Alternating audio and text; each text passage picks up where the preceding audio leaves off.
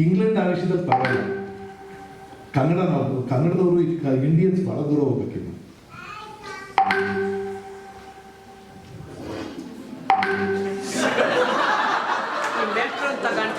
ಇದಕ್ಕೇನು ಅರ್ಥ ಇಲ್ಲ. ಇನ್ನು ಪೀರಿಯಡ್ ಮುಗ್ದಿಲ್ಲ. ಅಲ್ಲ ನಾನು ನಿಲ್ಲಿಸ್ಬೇಕು ಅನ್ನೋರು ಈ ಮಾತಾಡುತ್ತೆ.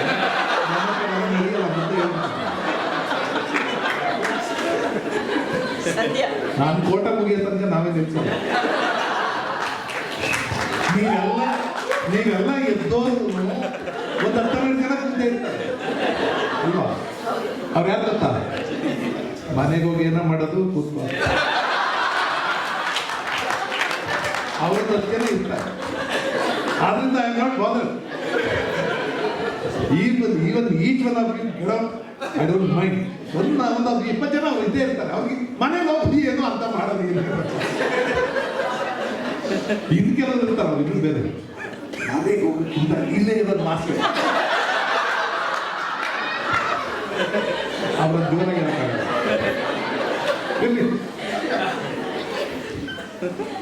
ಓಕೆ.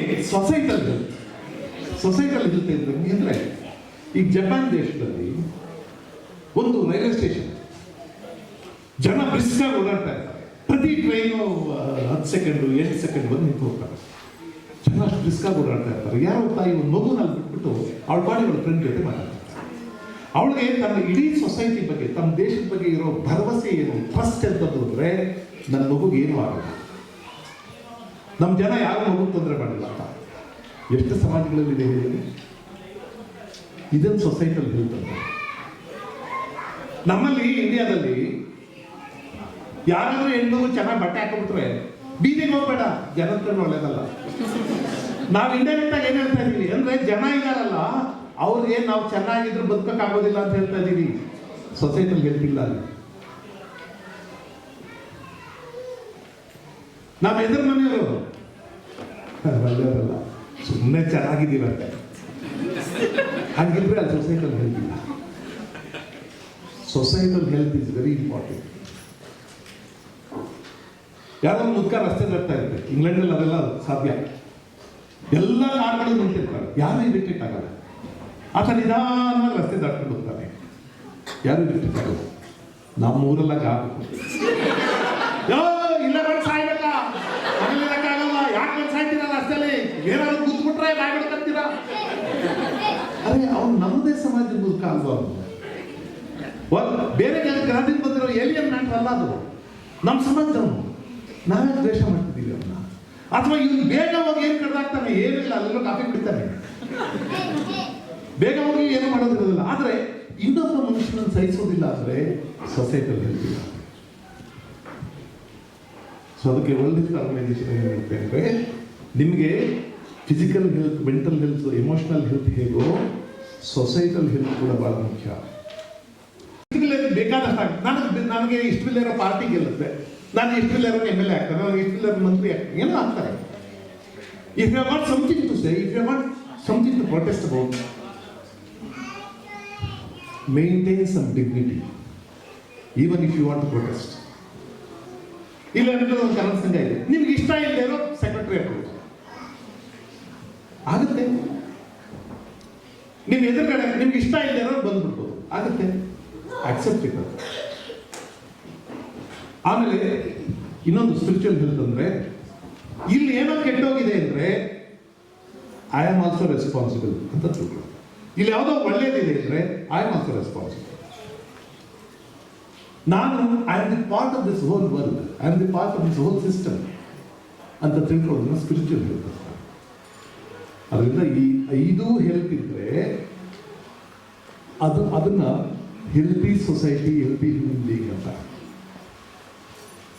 ಜ್ವರ ಇಲ್ಲ, ತಲೆನೋವಿಲ್ಲ, ಹೊಟ್ಟೆ ನೋವಿಲ್ಲ ಇದ್ರೆ ಮನುಷ್ಯ ಆರೋಗ್ಯವಾಗಿಲ್ಲ ಅಂತ ಅರ್ಥ ಅಲ್ಲ. ಇದನ್ನ ವೆಲ್ನೆಸ್ ಅಂತ ಕರೀತಾರೆ. ಅದರಿಂದ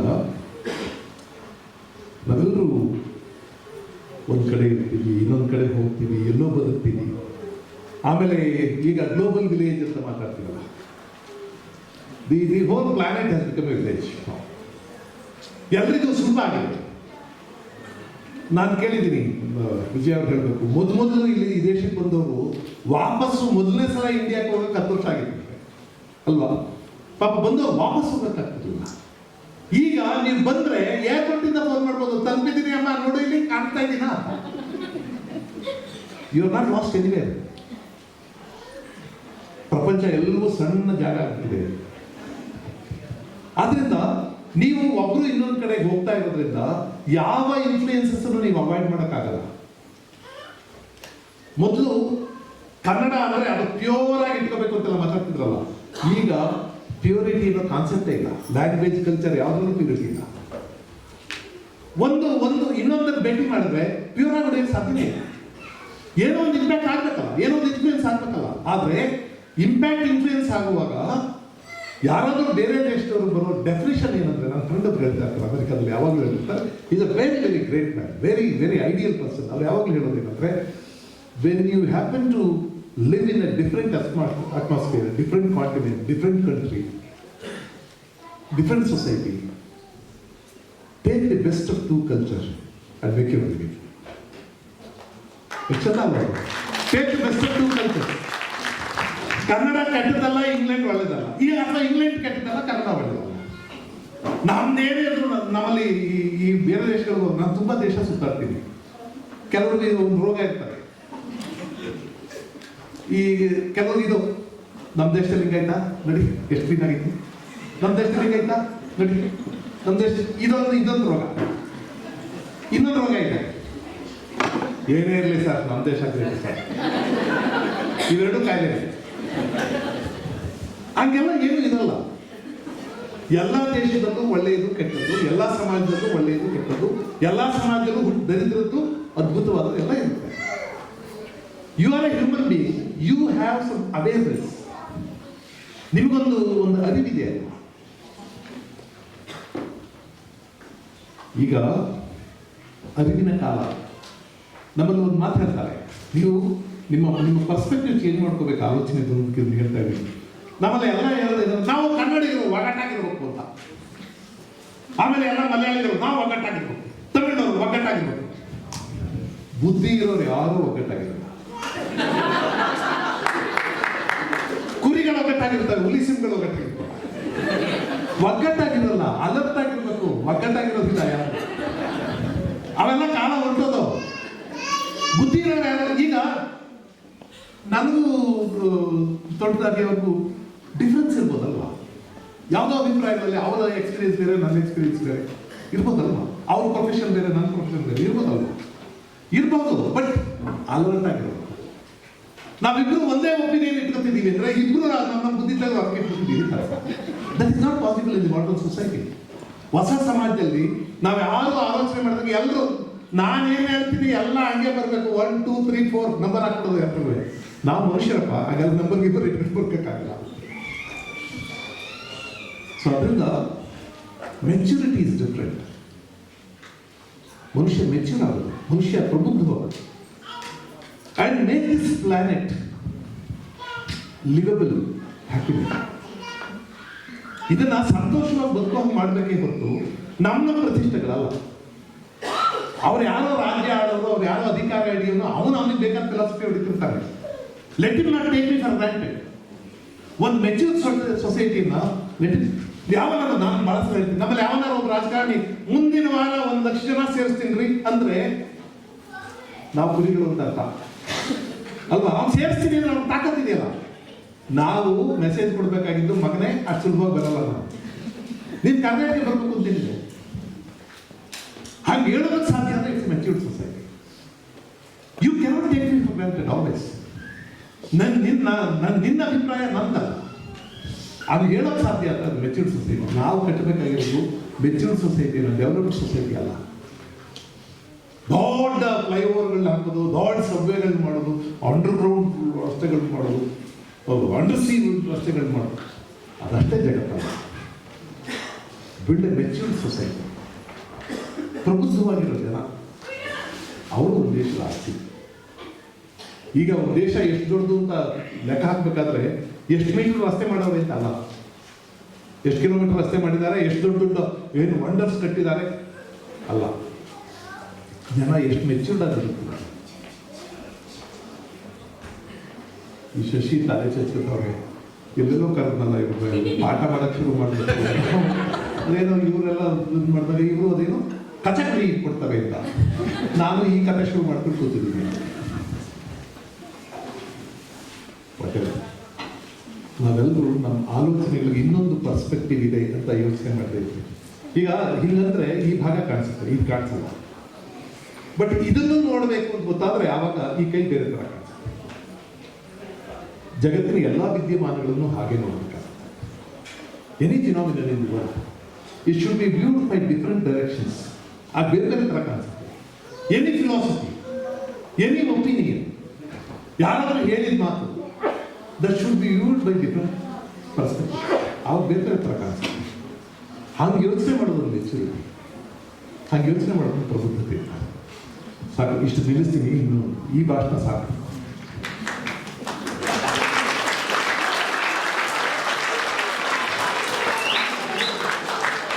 ಇದನ್ನ ಮೆಚುರಿಟಿ ಇಲ್ಲ.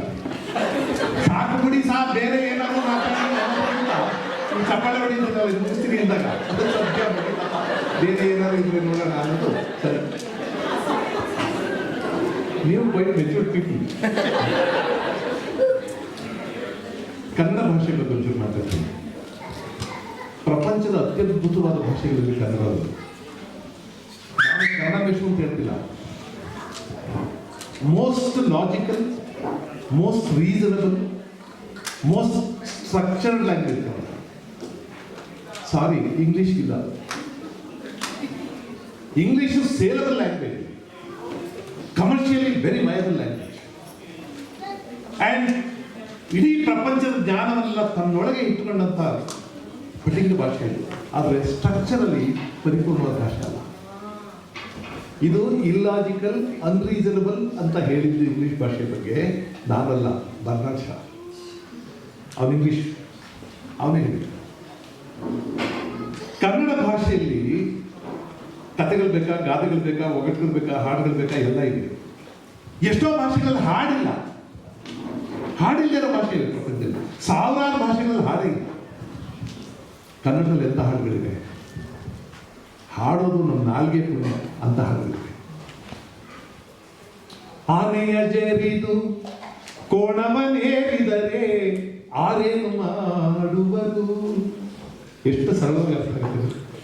ಆನೆಯ ಜರಿದು ಕೋಣವನೇರಿದರೆ ಆರೇನು ಮಾಡುವರು. ಕಸ್ತೂರಿ ಬಿಟ್ಟು ಕೆಸರ ಪೂಸಿದರೆ ಆರೇನು ಮಾಡುವರು. ಪಾಯಸ ಜರಿದು ಮದ್ಯವ ಕುಡಿದರೆ ಆರೇನು ಮಾಡುವರು. ಯಾರು ಮಾಡ್ತಿದ್ದಾರೆ? ಅಡಿಗಡಿಗೂ ಗುಹೇಶ್ವರನ ಶರಣರಲ್ಲಿ ವಾದಿಸಿದರೆ ಆರೇನು ಮಾಡುವರು. ಇಂಥ ಚಂದವಾದ ಹಾಡುಗಳಿವೆ. ಯಾರ ಕನಸ ಕನ್ಯೆಯು ಶೃಂಗಾರ ಕಾವ್ಯವು. ಈ ಹೊಳೆವ ಕಣ್ಣ ನೋಟ ಮುಂಗುರುಳ ತೂಗುಮಾಟ. ಈ ಚೆಲುವ ಮೈಯ ಮಾಟ ಬಂಗಾರದ ಸಿಂಗಾರಿ ಕಂಡು ಮೂಕನಾದೆನು. ನೂರು ಕಣ್ಣು ಸಾಲದು ನಾನಿನ್ನ ನೋಡಲು. ನೂರಾರು ಮಾತು ಸಾಲದು ಈ ಅಂದ ಬಣ್ಣಿಸಲು. ಈ ಹಾಡೊಂದು ಡೈನಮಿಕ್ಸ್ ಇದೆ. ಈ ಹಾಡನ್ನ ಕನ್ನಡದಲ್ಲಿ ಏನೇನು ಪಾಸಿಬಿಲಿಟೀಸ್ ಇದೆ ಅಂತ ಜಿ.ಕೆ. ವೆಂಕಟೇಶ್ ಅವರು ಮ್ಯೂಸಿಕ್ ಡೈರೆಕ್ಟರ್, ಅವರೊಂದು ಟ್ಯೂನ್ ಕೊಡ್ತಾರೆ.